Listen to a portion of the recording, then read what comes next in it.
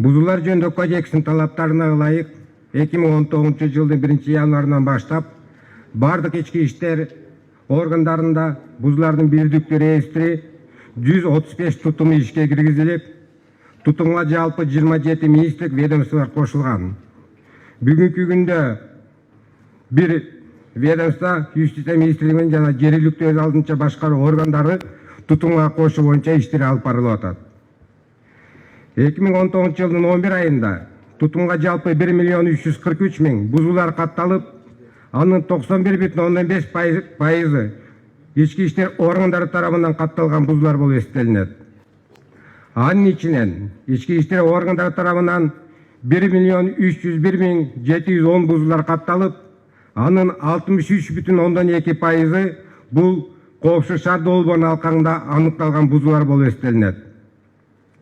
Сиздерге маалым болгондой, быйылкы 2019 жылдын 4 мартынан баштап 30 ноябрга чейин коопсуз шаар долбоору тарабынан 858.799 жол кыймылынын эрежелери бузуу аныкталган.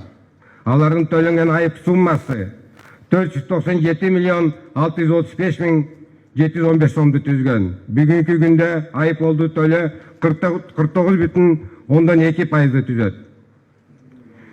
Бул биринчи этап боюнча коопсуз шаардын жүргүзүлгөн иштери Бишкек шаары жана Чүй областында болгон. Азыркы учурда экинчи этап боюнча бардык республика боюнча жүргүзүлгөн долбоорунун алкагында жүргүзүлгөн иштер боюнча 306 жерге аппараттык программалык комплекстер орнотулуп жатат. Алардын 266-сы стационардык жана 40 жылып жүрүүчү аппараттык комплекстер болуп эсептелинет. Кылмышка каршы күрөшүн чыңдоо үчүн ушул жылдын 31 октябрь күнү Бишкек шаарында санариптештеген командалык борбор ачылган.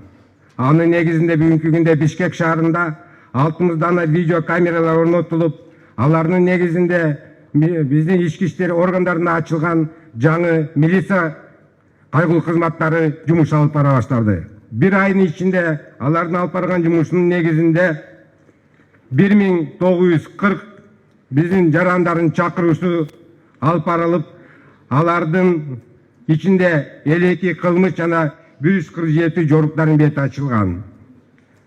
Ошол эле учурда коопсуз шаар долбоорлорунун алкагында бүгүнкү күндө Бишкек жана Чүй областарында видео камералар орнотулган аппараттык комплекстердин жандарында жол кыймылы боюнча кырсыктардын саны Бишкек шаары боюнча 40%, Чүй областы боюнча 50%га азайган.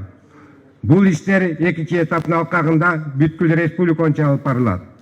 Азыркы айтылып кеткен урматтуу Сооронбай Шарипович бирдиктүү кылмыш жана жоруктар боюнча реестрдин биздин тергөө жана жоруктар боюнча кызматкерлеринин нагрузкалары бул 8 ай боюнча көп болгон.